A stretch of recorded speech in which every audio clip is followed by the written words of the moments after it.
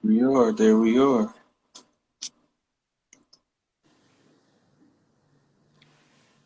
I'm just hoping that this phone doesn't like tip over.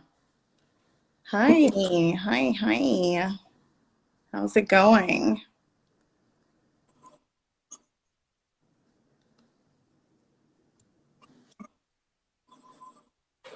Good evening? Yeah, good evening. I'm like, you know, where's everyone from? Where's everyone at? Cool beans. We jumped on a little early, so I guess we're just gonna kind of wait for everyone to come in. Um,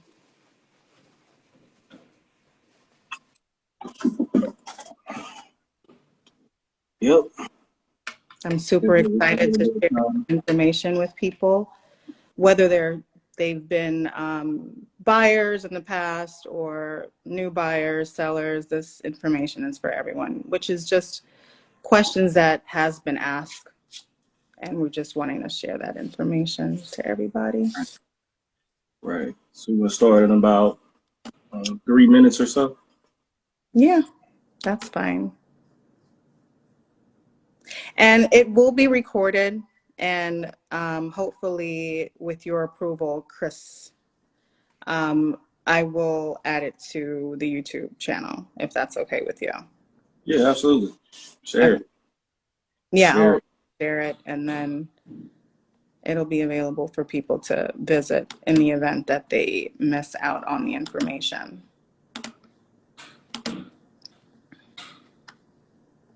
So it will be there.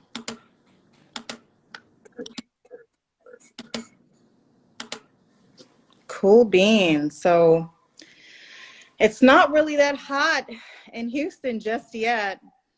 It gets really hot in July, and I'm It's not not hot sure, there. but well, it's hot, but it's not like, hot. But it's hot. It's just not hot. So there's a difference between the two.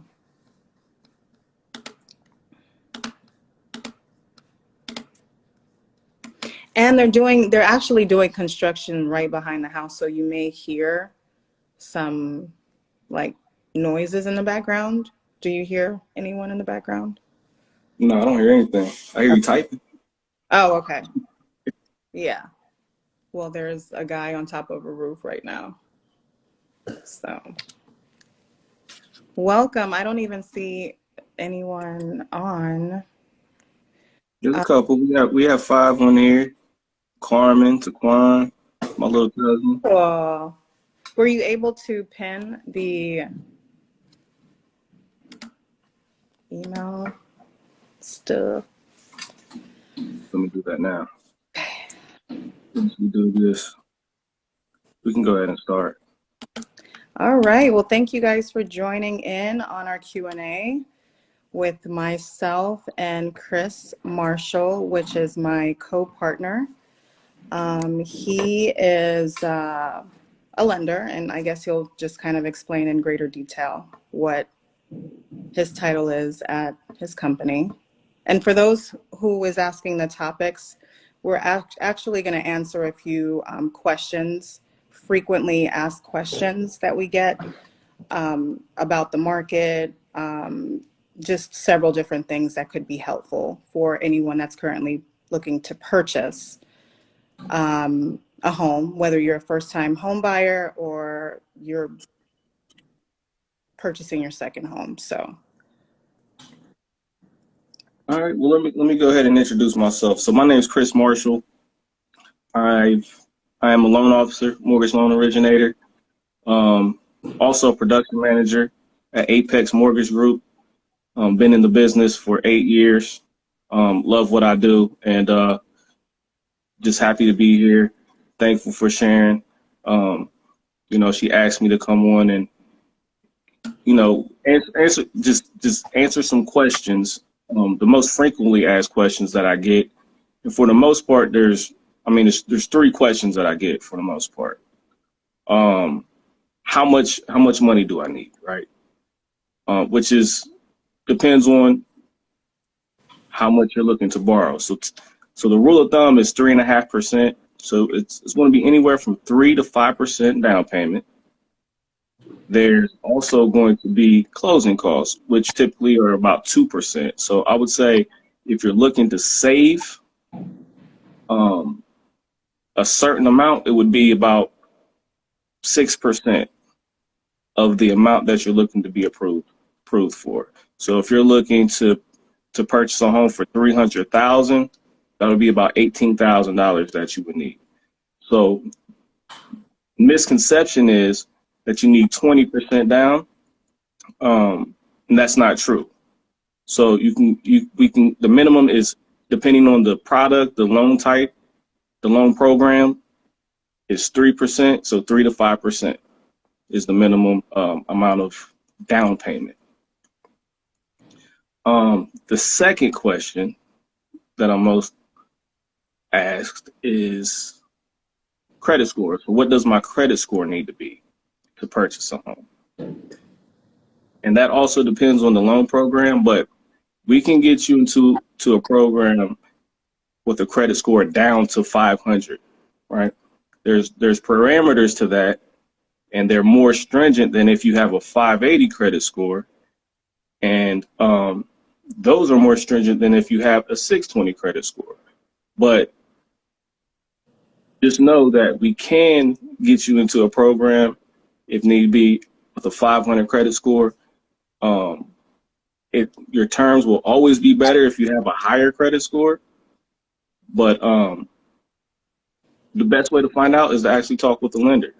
Just get with the real estate professional like myself or Sharon, and she'll get you with a loan officer that can assist you. Third question that I get is, what's the process? So really the process is, I have a 15-minute conversation with you, and really I just explore what your plan is to, whether you want to purchase this home, how long you want to live there. What you need to have a plan when you're buying a home, because that's going to determine the program and the terms that I can give you. I want to give you the best program for your plan, not just the best program that I think you should be in.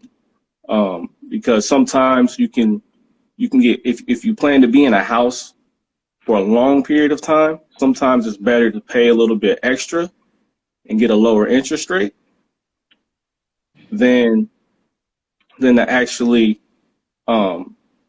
pay more for that interest rate. Or if you plan to be in a house for just 3 or 4 years, sometimes it's better just to take the higher interest rate and pay less at closing. So those are the three main questions that I get. Darren, what questions do you get as it pertains to mortgages and financing? Because I know you're a real estate agent. You don't deal with a little bit about mortgages, but that's not your lane. And I'm sure a lot of people come to you and ask you for advice. Yeah, I think the main question that's asked is, how much money do I need to save up to put down? Right. My current credit score is XYZ. What do I need to do? So those are the most top frequently asked questions, as far as, how do I get in a home? How long? What's the time frame? How long do you think it's going to take me to get in a home if I have $25,000 in my account? Is that enough? It's always, is that enough to get into a home? What price point do you think I can be approved for? Right. So those are several questions that I get quite frequently, and it's really hard to answer that, of course, without speaking to a lender. So Exactly. they come to me, and then, we schedule a time and we kind of depict exactly what's the situation. How long have you been at your employment? Have you paid your taxes from the prior years? Because that has been, some stuff that people tend to forget to do. So those are questions that we ask. As he mentioned earlier, he does have a 15-minute conversation with them, but prior to them going to him, I have a conversation with him, and then of course talk. So this is kind of how we run our business, because of course we are partners, and those are some of the things I do ask prior to, just to kind of have a better idea where you guys stand at the moment. And then we kind of have a plan for you. So if you're at a 600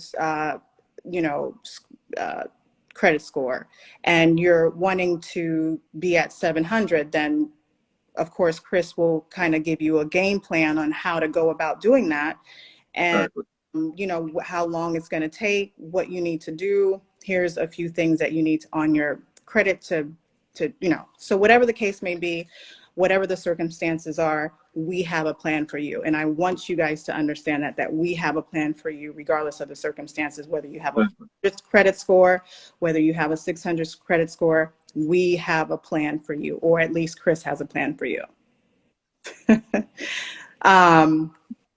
And I think that's pretty much the basics, is just, hey, how can I get into a home? What will it take?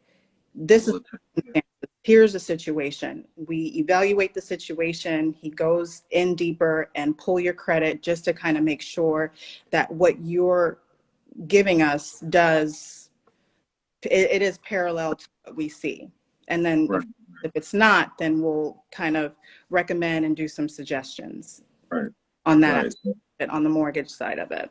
So in your opinion, it's important that they actually seek the financing first.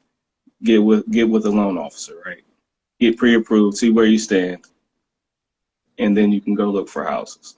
Correct. So that is the basic standard way of doing it. Yeah, we work in conjunction with a lot of this stuff. So again, a lot of the clients come to me first because, I am the face. A lot of people don't know the lenders. The lenders are kind of like the back end, they're the back agents. And we are the face of the product. We are the ones that do most of the advertising, and we bring business to the lenders. Although I wish lenders would bring us business, but in most cases, we are the ones that bring business to the lenders. So we are the face of. Right. and you're, and up front, you're with the client more, looking for a house. Sure. But for the most part, I mean, it's starting to change. They typically come to the real estate agent first. Yeah. And that's why we rarely send.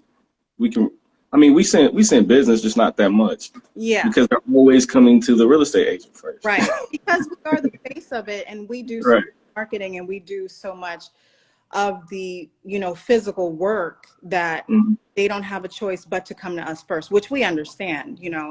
And of course, that's where the lender gets involved. I have a 15-minute scheduled consultation as well with the clients, and then we schedule a call after that and speak to Chris. So they give an outline of their situation or what's going on, and then we schedule a call with with Chris, and then they'll go from there based on what happens or what plans.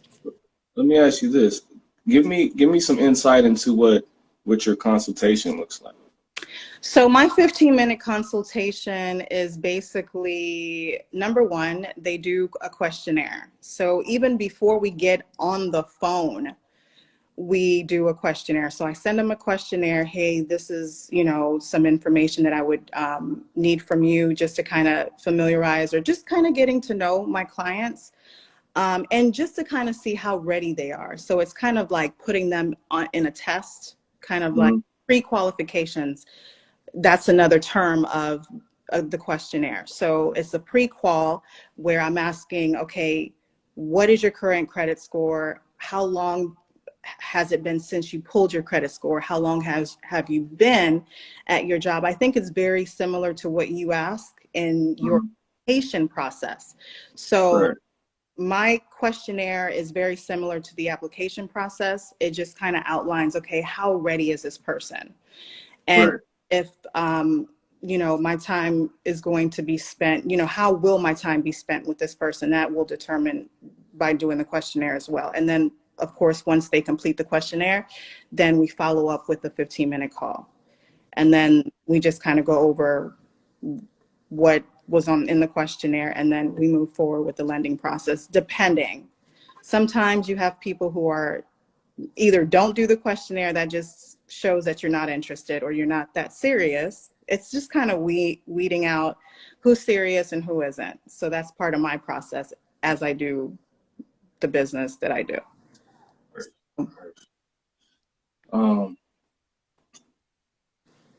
Yeah, so speaking of the application process, I get this a lot from people. Mm-hmm. They ask me if I can get them pre-approved without actually looking at their credit, and it's not possible. I give you an estimate based on what you tell me, but you'll never get a pre-approval without the credit looked at. Yeah. So I wanted to make sure everyone knows that as well. Well, I've had people ask, can I go ahead and pull my own credit? And can you just, because I don't want my credit to be pulled. Are you talking about that, where they're pulling their own credit and then you're just kind of reviewing their own? Not even, that's a good question, because I'm never going to pre-approve anyone unless I'm able to pull the credit, because I don't know where they're pulling their credit from, because Credit Karma, Credit Sesame, anywhere they can get their credit for free, it's not the same algorithm as a residential mortgage credit report.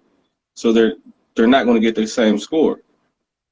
It's not going to be the same. So, and you probably see that a lot with your clients. They tell you their score is something based on something they have, some app they have, or something they have online, and then they get to in the lending process, and their score is completely off, or they might not qualify because of their score. So I personally, I won't pre-approve anyone. I can give them an estimate of what their payment would be based on what they're looking for. But as far as qualifying them and pre-approving them, it's useless. It would be useless, to be honest. Totally understand. So I'm going to go ahead and kind of jump. Were you done with some of the questions? Yeah, I'm done.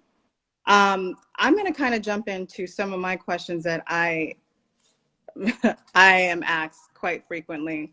And the number one question is, which one is better? What city is better? Because I get a lot of people who are planning to relocate to Houston. Mm-hmm. And I would say at least 70% of the clients that I deal with are relocating to Texas. And one of the questions I'm asked, which one is better, Dallas or Houston? I've lived in both cities, and both cities has their own, gosh, how can I explain it? I usually like to put myself out of the equation and just, again, probe them with questions. What do you like to do? Whether it's hobbies, do you like to be entertained? What type of job you do? Because Dallas is more of a corporate structured city versus Houston is more of like an entrepreneur type of city. So it just really depends on what you're into. What's your hobbies? Do you enjoy going out to eat? What type of, are you a family guy? Are you looking to be in more of a smaller, city, because right now Dallas is actually took Houston's spot. It's now the fourth largest city right now, when it was Houston at one point.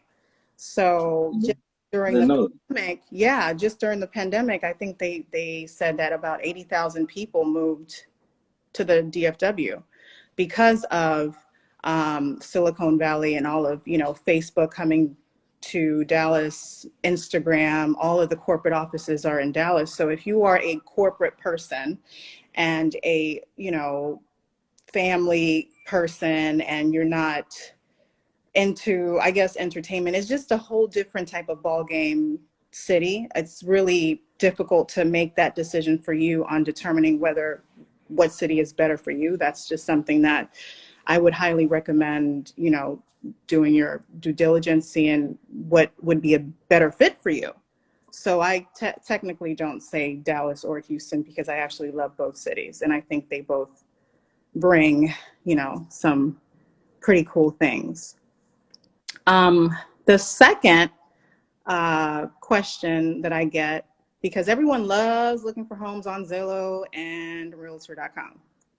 And it's like, why do I need to use you when I'm on Zillow and I see these homes on Zillow and, you know, Right. they're going for, you know, 259,000 and the taxes are XYZ. Well, the information on those sites are not accurate most of the time. I would say 99.9% of the time, Zillow is outdated or not, you know, they just don't update their information. So we use the MLS. All realtors use the MLS, which is the multiple services, and it's accurate.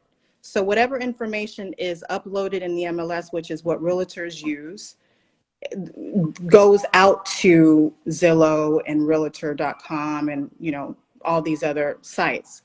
And so we are the ones who know exactly what the market is currently doing. I think it's about a few months behind. So whatever tax that you see on that site is not necessarily taxes that is current, you know. So we have the ability to see all of the updated information on the home. So while you're looking at Zillow, Zillow is not giving you accurate information. You want to talk to an agent regarding any type of listings you're seeing on site. If it's not coming from a listing agent, more than likely, or just an agent in general, more than likely, it's not going to be accurate information. So I'm, you know, given a list of Zillow homes to search, and it's like that. Half of them already sold. Yeah, that one has been 3 months ago. This one has been sold 5 months ago. So those are some of the things that, you know, you'll come across when you are looking at these third-party sites. So, but I will say that Zillow is a really good place to go just to kind of have an idea of the style of home. So I do encourage my clients to, hey, although the information is not up to date, you can still send me information from Zillow just to kind of give me an idea what style of home you're looking for, just so when it's time to search for a home, I know exactly what you're looking for. So just give me that sample home and gives me, you know, an idea. Okay, Right. What you like. just like this. Yes. So that's the only reason why I would use Zillow as like a reference. The third question would be, how do I make an offer? How do I make an offer? That's important. You know, those are some of the questions that I'm asked, especially during this time, even though it's transitioning into a seller's market.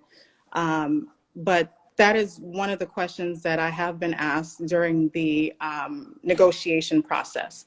And what I typically tell my clients is, well, what's important to you? You know, before giving them an answer to that, while we're looking at homes, I provide them with a seller's disclosure. I'm not exactly sure if you're familiar with seller's disclosures, but I do offer them a seller's disclosure, and it gives information on the actual home. Like, this home roof hasn't been replaced or it has been replaced, what kind of air conditioning system that it currently has, you know, all this information on the home that should be available to anyone that's looking to purchase. Now, if they do not provide us with the seller's disclosure, then that becomes an issue. I encourage my clients not to move forward, because it's like, hey, they haven't disclosed anything on the home. So you're going up against a home and you're not even certain exactly what's wrong with it. And you're making an offer and not knowing, you know, whether the house is even worth what it's worth. Right. So during the option period, we do inspections. We do appraise the house right before closing. So that also determines, okay, is it even worth offering anything on this home? You know, by the feedback that you get from the inspectors. So that's kind of how we do the negotiation process. And I also ask the seller, what is important to your, the listing agent, I ask them, what is the seller's, and you know, what's important to them? the time frame. Are they wanting to close in 30 days? Because I have a client here that could potentially give you, you know, an offer and is willing to close in 30 days. So it just really depends on what the seller wants. So I definitely ask those questions, and it puts you on the top of their list when they're getting several different offers from other people. And I'm talking 20 to 30 offers from other people. So those are some of the questions that I do ask the listing agent. What does the seller want? Does the seller want more money towards closing? Do they want to have a shorter closing time frame? So these are all the things that could potentially put you at the top of the list to get that house. Right. But all in all, it's so use a real estate agent, correct? Yes. It's very beneficial. What's the cost of using a real estate agent? What does that cost the buyer? So it doesn't cost the buyer anything. It's actually a charge that comes out of the seller side. So as a buyer's agent, you will not have to pay any commissions as long as you stay on the buyer side. So any commissions that are owed to the real estate agent comes from the seller. So that's definitely a benefit.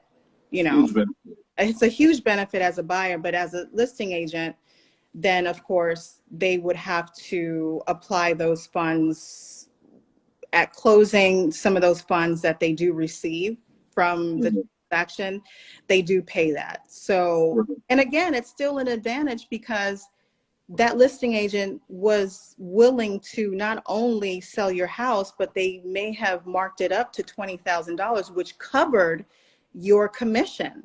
Right. So they pretty much got that money back, or the upcharge of the current market paid your commission on the listing side. So let's say, let me just give you guys an example. So let's say that the house was, you know, listed at 345. You know, you have someone who came in and, you know, said, I'll, you know, 425 or, you know, 405, you know, that, you know, monies would pay the difference on that, plus you getting your, you know, your money towards the closing, you know.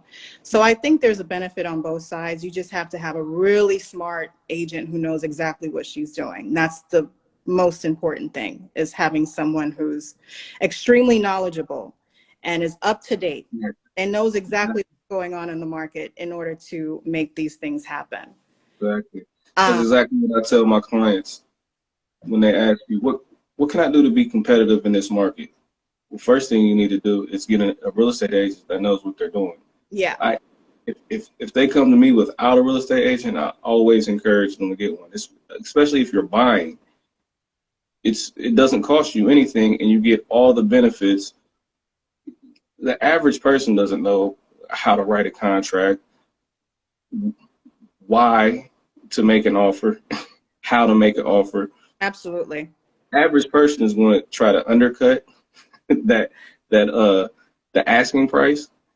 And what would you say about that, actually, about asking for under the asking price right now in this market? Well, it's happening. It's happening. Yes, I had to.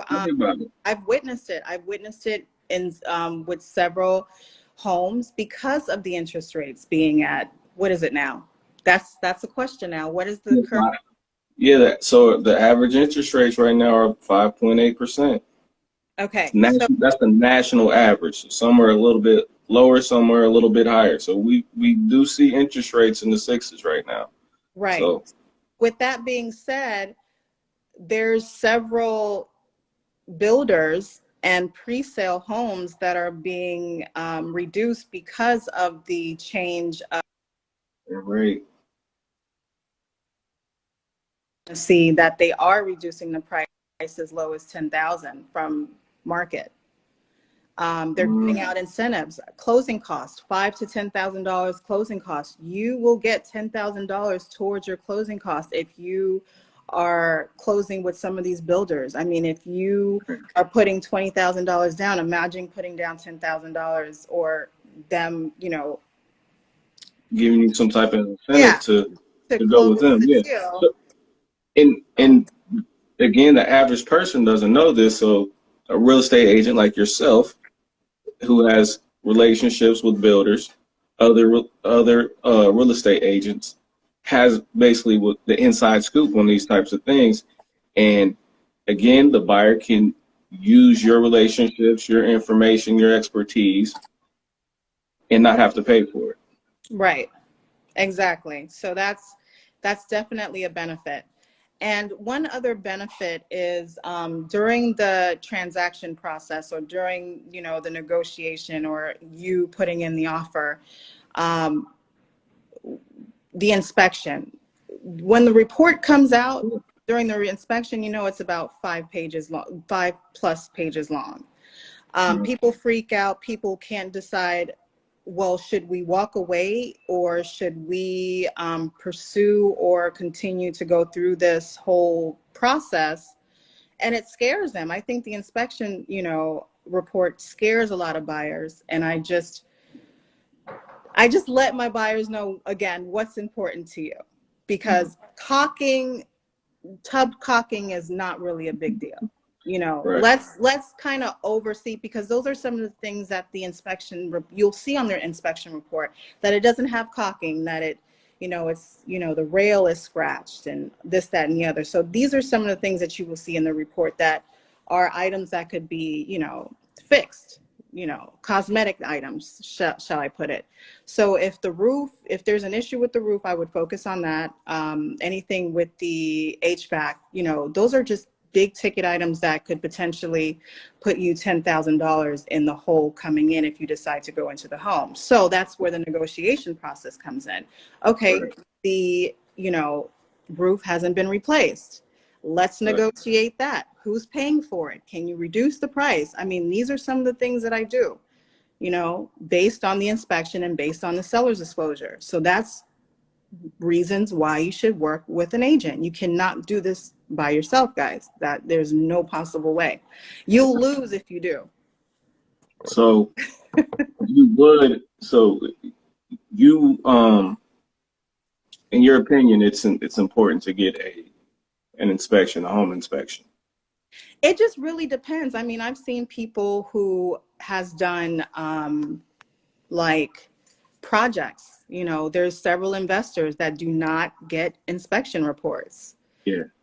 Um, yeah, so if you are an investor, more than likely they don't do inspection reports because they can pretty much witness, or they have their own contractor that can come out and physically do that.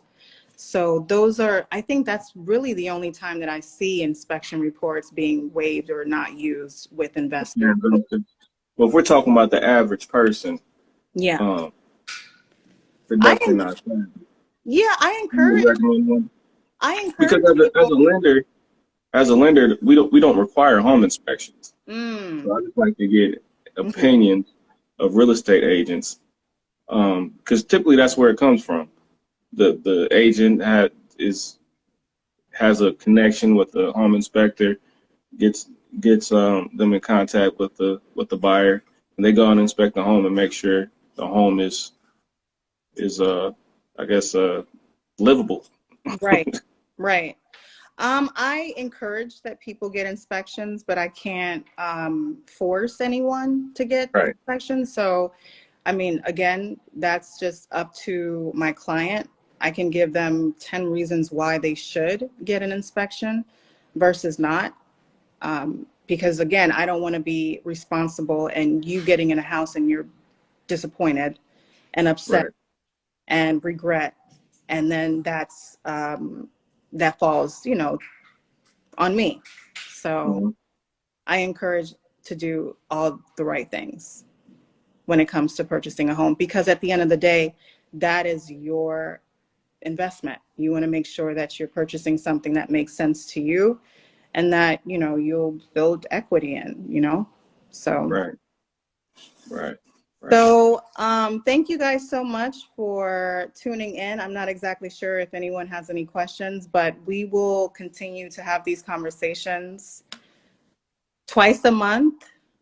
Chris has already agreed, guys. So we're doing this twice a month. So y'all get used to this face and get used to Chris's face, because Yep. we'll definitely have these conversations, because quite frankly, it needs to be had. And, you know, it's good to know exactly what's going on, and we can just give you updates, because things up, you know, things change so frequently in the market, real estate market. It's good Yeah. to be Yeah. knowledgeable. Guidelines change in the mortgage industry on a Yeah. daily basis. Yeah. So if you're currently on the market right now, and if you want to continue to get updates, I would recommend to stay tuned in. And if you're ready to speak to myself or Chris, you have our email information pinned. Yeah.